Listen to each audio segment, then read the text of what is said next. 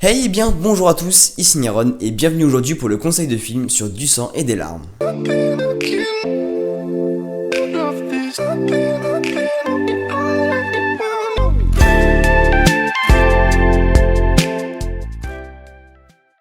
Juste avant de commencer la vidéo, je tenais à remercier Blizzard Frost pour m'avoir créé ma nouvelle bannière, donc je lui en remercie. Le lien de sa chaîne sera bien évidemment dans la description, donc n'hésitez pas à aller y faire un petit tour. Le conseil de film sur du sang et des larmes, c'est vraiment le conseil de film que je voulais le plus tourner, simplement parce que j'ai été vraiment touché par ce film, et vous verrez pourquoi par la suite. Je tiens à le redire comme dans chaque vidéo, mais cette série-là consiste uniquement à vous conseiller des films, à vous donner envie d'aller en voir, et non pas à présenter le film en détail. C'est vraiment histoire de vous présenter un petit peu l'histoire, vous situer un petit peu dans le contexte, et ensuite de pouvoir enchaîner sur les différents points positifs du film. Comme d'habitude, comme je viens de le dire, on va commencer par vous présenter un petit peu l'histoire, un petit peu le synopsis, et ensuite on partira directement sur les différents points du film.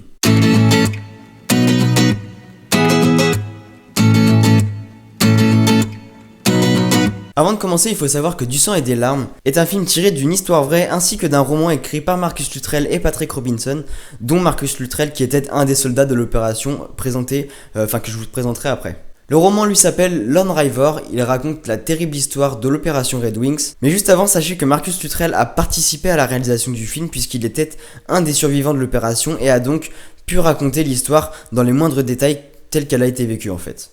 Et on va maintenant commencer par l'histoire du film. Du sang et des larmes raconte donc la terrible histoire de l'opération Red Wings, qui s'est déroulée le 28 juin 2015. Une équipe de Navy Seals, donc américain, a pour mission de capturer un chef taliban, qui s'appelle Ahmad Shah, au cœur des montagnes afghano-pakistanaises. Mais durant la mission, l'équipe Seals, composée de Michael Murphy, Marcus Luttrell, Danny Dietz et Matthew Axelson, fut repérée par 3 bergers qui furent rapidement capturés, mais suite à la longue discussion, l'équipe décida de ne pas les exécuter et de les laisser repartir. Un des bergers est donc parti avertir le groupe d'insurgés et donc l'équipe SEAL va se voir confrontée à une terrible poursuite des insurgés.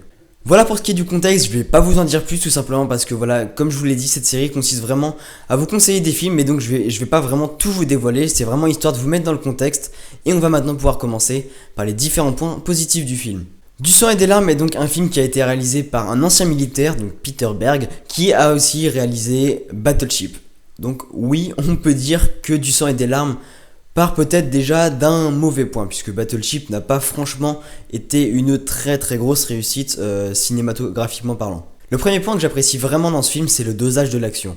Dans ce film, en fait, l'action, elle est calibrée de manière à vous montrer la totale submersion au fur et à mesure des événements des insurgés sur l'équipe des SEAL.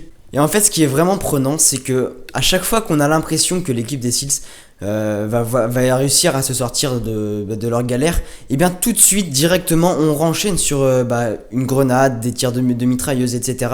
Donc du coup, on n'a jamais le temps de s'arrêter, et c'est pour ça qu'à chaque fois qu'on a l'impression vraiment que tout est sauvé et que voilà, comme dans certains blockbusters ou dans certains films, l'histoire se serait très bien terminée, là au contraire, et bien voilà, tout s'enchaîne et malheureusement s'enchaîne en mal, on va dire.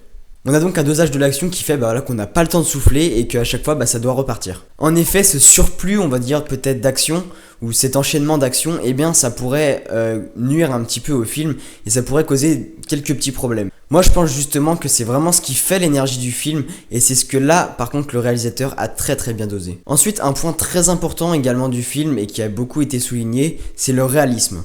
La mise en scène de l'horreur, elle est mise en scène vraiment jusqu'au bout, avec les corps qui deviennent au fur et à mesure criblés de balles, abîmés par des sauts spectaculaires dans les vides, ou quand ils jettent des falaises par exemple, ou quand ils roulent et s'étalent par terre dans des ravins, tous ces trucs-là.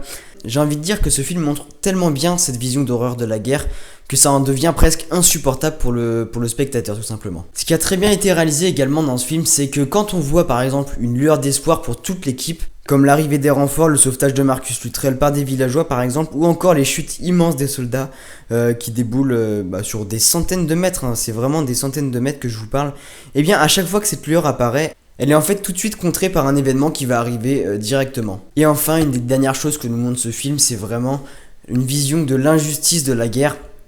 Et ça, le réalisateur Peter Berg nous le montre vraiment jusqu'à la fin du film, jusqu'à vraiment à la toute fin du film. J'ai notamment 2 scènes en tête, donc là je vais vous dire un petit peu deux actions qui s'est passé, mais bon, ça vous spoilera pas tout normalement. La première scène, c'est notamment celle des Apaches qui doivent partir pour une autre mission, alors qu'on sait très bien que l'équipe des SEALs va avoir besoin d'une aide très rapidement de la part des Apaches et d'autres hélicoptères d'ailleurs. Et du coup, bah voilà, ça va leur faire perdre énormément de temps et du coup, bah ça va faire que le calvaire des SEALs, va continuer encore plus longtemps. Et l'autre scène, c'est la scène où je vous l'ai dit, où vraiment, voilà, il la montre encore à la toute fin du film. C'est la scène d'au revoir entre Marcus Luttrell et le petit garçon, où Marcus Luttrell souhaite faire venir le petit garçon avec lui, le petit garçon qui s'est occupé de lui pendant qu'il était blessé. Eh bien, c'est une scène vraiment émouvante, vraiment.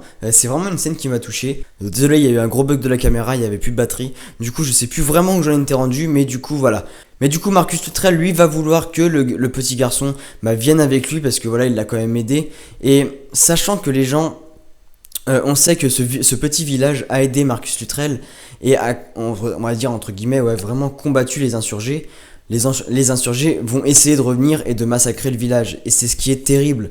C'est que, et on le sait d'ailleurs dans le film, et on le voit terriblement bien dans les yeux de Marcus Luttrell, que voilà, il sait que si l'enfant reste là, il est perdu, il va tout simplement se faire tuer. Et c'est ce qui vraiment est triste, et c'est ce qui vraiment montre une réelle injustice de la guerre. Et bien voilà les amis, ce conseil de film est maintenant terminé, j'espère qu'il vous aura plu, ça faisait un petit moment que je vous en avais pas fait, ne vous inquiétez pas, ça va reprendre, c'est juste que ça prend beaucoup de temps à préparer, c'est pour ça que vous en avez pas vu pendant un bon moment, mais voilà, j'espère que vous aurez aimé, on va voir le nombre de vues que ça fait, j'espère que en tout cas que ça vous plaira, en tout cas n'hésitez pas à me le dire en commentaire.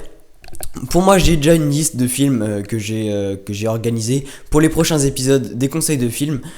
N'hésitez pas à me dire également dans les commentaires si vous voudriez que je vous fasse des conseils de films d'horreur, tout simplement parce que je suis pas mal intéressé par ce type de film. C'est vrai que j'en regarde quand même pas mal, on va dire, enfin pas mal, j'en regardais pas mal, j'en connais en tout cas pas mal.